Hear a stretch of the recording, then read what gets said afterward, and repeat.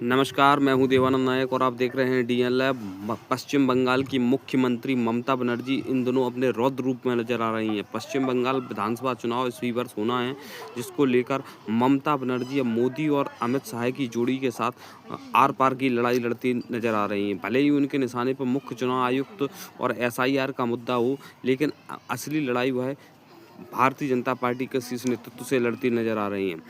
मुख्य चुनाव आयुक्त और एसआईआर के खिलाफ जिस तरीके से वह सुप्रीम कोर्ट में पैरवी करती नजर आई, उसके बाद उनकी एक नया दाव चलती हुई नजर आ रही है कि मुख्य चुनाव आयुक्त सीईसी ज्ञानेश कुमार के खिलाफ वह महाअभियोग चलाएंगे। महाअभियोग चलाने की प्रक्रिया वही होती है जिसमें सुप्रीम कोर्ट के जस्टिस को हटाने की जो प्रक्रिया होती है, उसी महाअभियोग प्रक्रिया के द्वारा मुख्य चुनाव आयुक्त को भी हटाया जाता है, जिसमें बताया जाता है कि लोकसभा और राज्यसभा के उपस्थित सदस्यों की संख्या का 50% अगर वोट महाअभियोग के पक्ष में करते हैं तो उस महाअभियोग के द्वारा ज्ञानेश कुमार जो सीईसी हैं उनको अपना पद छोड़ना पड़ेगा। अब यह देखना है कि ममता बनर्जी के साथ विपक्ष किस तरीके से खड़ा होता है। अगर विपक्ष ममता बनर्जी के बहाने एकता दिखाई देती है तो यह आने वाले समय में मोदी सरकार के लिए खतरे की घंटी नजर आ सकती है। हालांकि संसद में राहुल गांधी संसद और संसद के बाहर भी मुखर होकर राजनीतिक रूप से इस मोदी सरकार पर जो हमले कर रहे हैं, उससे लगता तो यह है कि आक्रामक रूप से अब विपक्ष पूरे देश में नजर आ रहा है। उधर अखिलेश यादव भी सरकार को घेरते नजर आ रहे हैं। ममता बनर्जी सड़क से लेकर संसद तक और संसद से लेकर न्यायपालिका तक सरकार के खिलाफ मुखर हो चुकी हैं।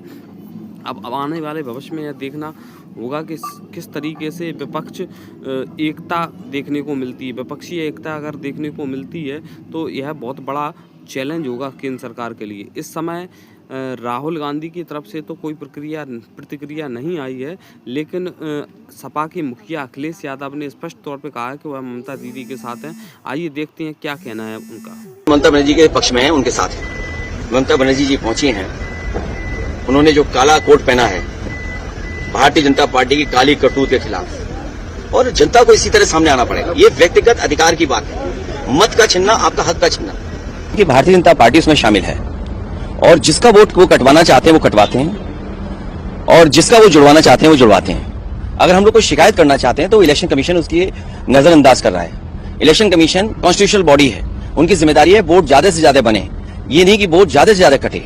और फिर जिस तरह का उनका व्यवहार है इलेक्शन कमीशन के लोगों का, लगता है कि बीजेपी के लिए काम कर रहे हैं। मैंने कल ही कई जानकारी दी है जिसमें एसआईआर को लेकर के जो फॉर्म भरे गए हैं और जो शिकायत करता है वो अंगूठा मारता है, उसके दस्तखत कराए हुए हैं। जो व्यक्ति अंगूठा मारता है उसके दस्तखत कराए हैं। अगर उस फॉर्म की भी शिकायत करते हैं तो ना एसडीएम पे कार्रवाई है, ना डीएम पे कार्रवाई है, ना कमिश्नर से नोटिस दिया है, किसी पे कोई कार्रवाई नहीं है। और इस तरह से प्रिंटेड लाखों लाख फॉर्म बांटे जा रहे हैं और पकड़े जा रहे हैं। गांव में प्रिंटेड कहां से आएंगे फॉर्म्स?